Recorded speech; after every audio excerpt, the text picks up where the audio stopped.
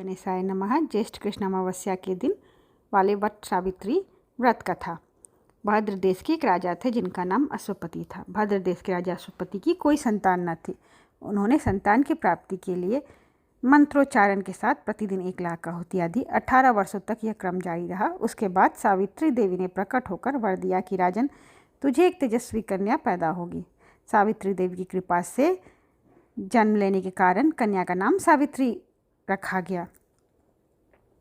कन्या बड़ी होकर बेहद रूपवान हुई। योग्य वर न मिलने की वजह से सावित्री के पिता ने दुखी थे। उन्होंने कन्या को वर तलाश करने के लिए भेजा।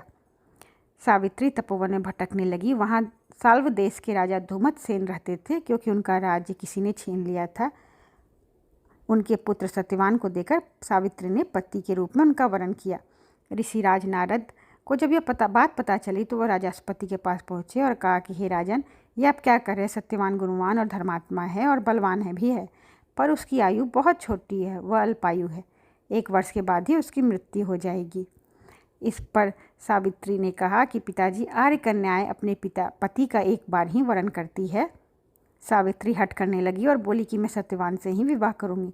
राजा अश्वपति ने सावित्री का विवाह सत्यवान से कर दिया।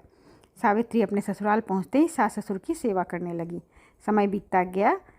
नारद मुनि ने सावित्री को पहले से ही सत्यवान की मृत्यु के दिन के बारे में बता दिया था।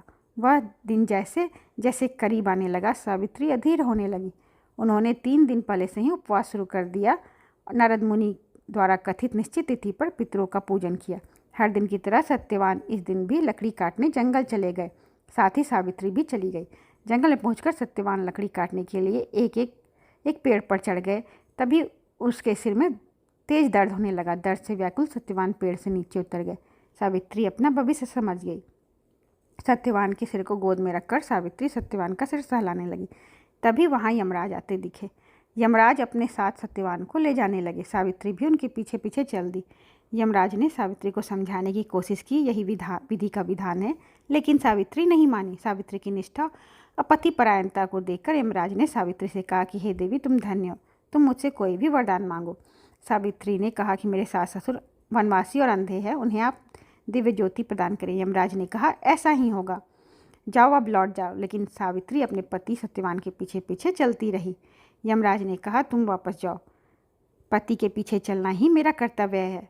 यह सावित्री ने कहा। यह सुनकर उन्होंने फिर से उसे एक वरदान मांगने को कहा। सावित्री बोली, हमारे सास ससुर का राज्य छिन गया है, उसे पुनः वापस दिला दे। यमराज ने सावित्री को यह भी वरदान दे दिया। यमराज ने सावित्री को तीसरा वरदान मांगने को कहा। इस पर सावित्री ने 100 संतानों और सौभाग्य का वरदान मांगा। यमराज ने इसका वरदान भी सावित्री को दे दिया। सावित्री ने यमराज से कहा कि प्रभु, मैं एक पतिव्रता स्त्री हूँ, पत्नी हूँ, और आपने मुझे पुत्रवती होने का आशीर्वाद दिया। यह सुनकर यमराज को सत्यवान के प्राण छोड़ने पड़े। यमराज अंतर्धान हो गए और सावित्री उसी वट वृक्ष के पास आ गई और जहाँ उसके पति का मृत शरीर पड़ा था। सत्यवान जीवंत हो गया और दोनों खुशी खुशी अपने राज्य की ओर चल पड़े। दोनों जब घर पहुँचे तो देखा कि माता पिता को दिव्य ज्योति प्राप्त हो गई है।